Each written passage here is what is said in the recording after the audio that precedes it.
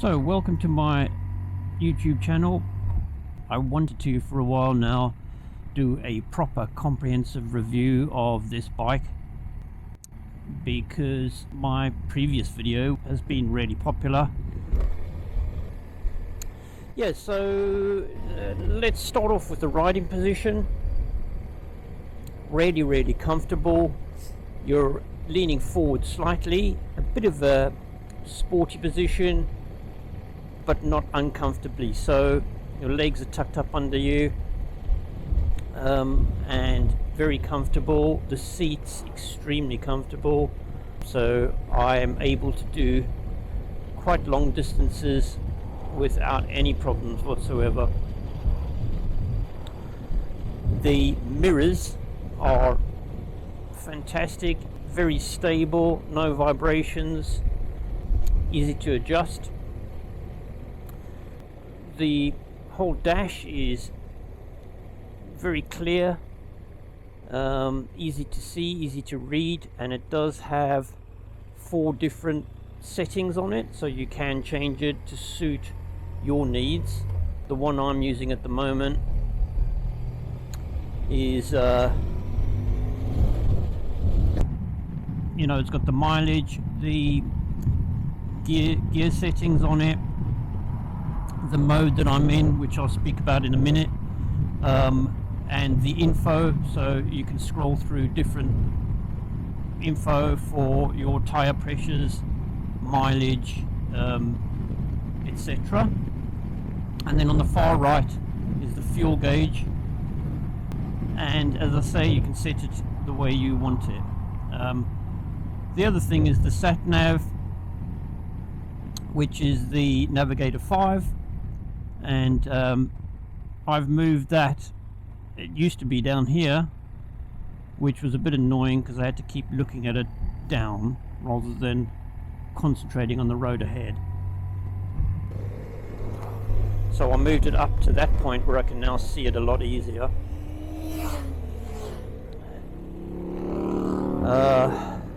And let's just, where am I going? Okay, this way. Right, forgive me. So the good thing about this, the Nav 5, is it's linked up to the bike. So as you can see, there's hundreds of different settings on this. Basically, let me just show you. At the moment, I've got it set on fuel range, speed, engine temp and trip meter, but I can actually scroll forward to just have those two, or right back to, as you can see, there's loads of different things on here that you can have a look at. The trip meters, the voltage, the fuel economy, fuel range, max speed, heading, etc. So that's really good to have, as well as of course the full sat nav settings on it, and it's just great because it's linked to your bike, so you don't even need to use that, but obviously that's handy to have. I'm gonna just take it onto a bit of a faster road here and see what it's like. Might get a bit noisy.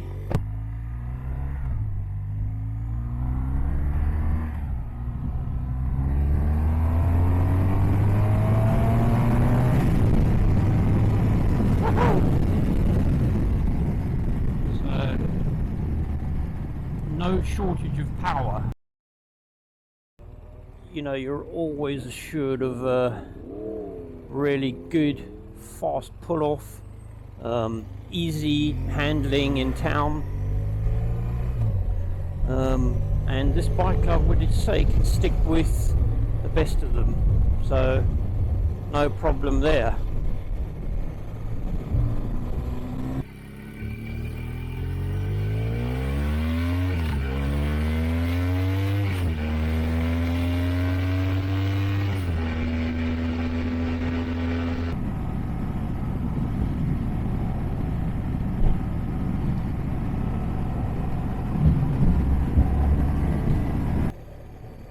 So another great feature of the BMW heated grips, they have two settings, and you set them here on the handlebars, which I'll show you in a bit when I pull over.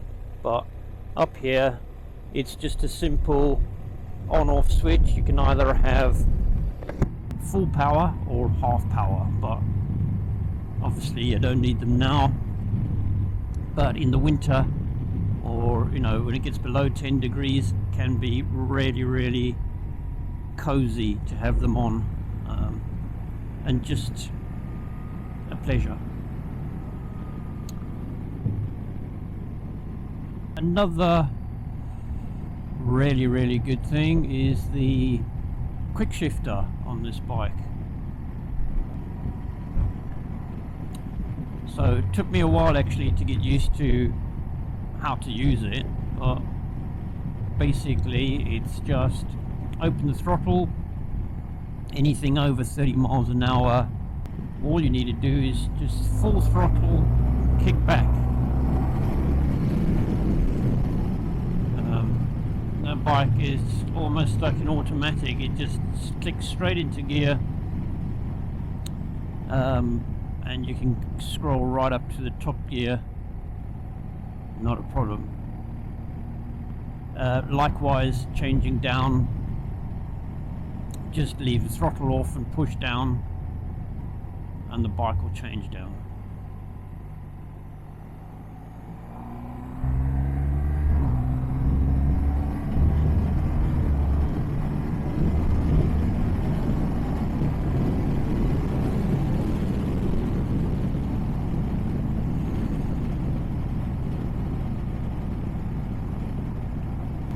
So handling wise, this bike it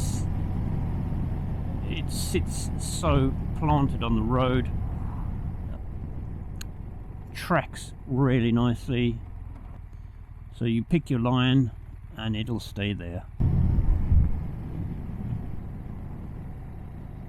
Cameras.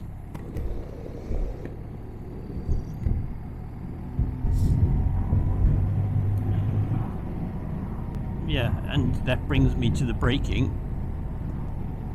The brakes are fantastic. So all in all, there's really not much I can fault the bike for.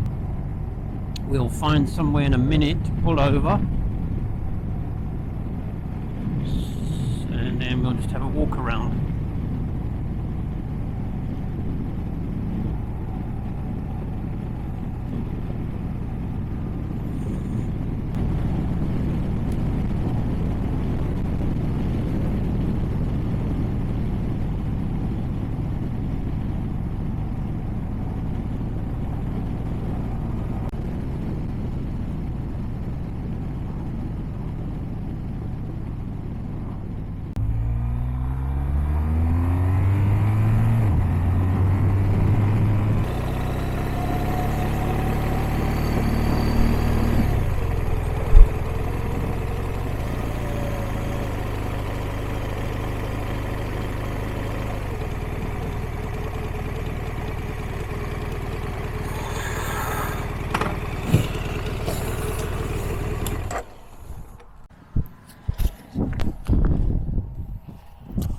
So here she is.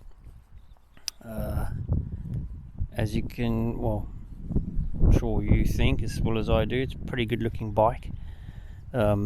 This one is has got an iconic paint job. You can see there on the seat it says iconic, and it's one of only 100, so this one is number 44 of 100, and which makes it a little bit special. The LED strip stays on during the day, so it's a really different looking bike if you see it coming towards you. I've put a aftermarket Puig screen on it, which has been fantastic. I found the screen that came with it was a little bit too small. This is perfect, deflects the wind over your head, The engine is a 125 horsepower 1170cc flat twin, horizontally opposed boxer, same as you would found on the 1200 GS, tuned for low down grunt, and has 92 foot-pounds of torque, which is more than the Tuono or the Yamaha R1, so no shortage of power. It's got the full package on here, as you can see on the mode button. So you can, as I said before, you can choose between rain, road, dynamic or custom. Okay, so what else can I tell you? The weight, it weighs 236 kilograms. It's a lot lighter than the GS, obviously, which is good, more easy flickable. GS obviously is a really heavy bike. 18 litre fuel tank. The brakes are superb. The seat is comfortable. Lots of options to move around, lots of space to move around backwards and forwards, and a really smooth gearbox. So yep, what more can I say? Then it really is one of the best bikes that I've had, and I think I'll have to go a long way to find something that's going to beat this.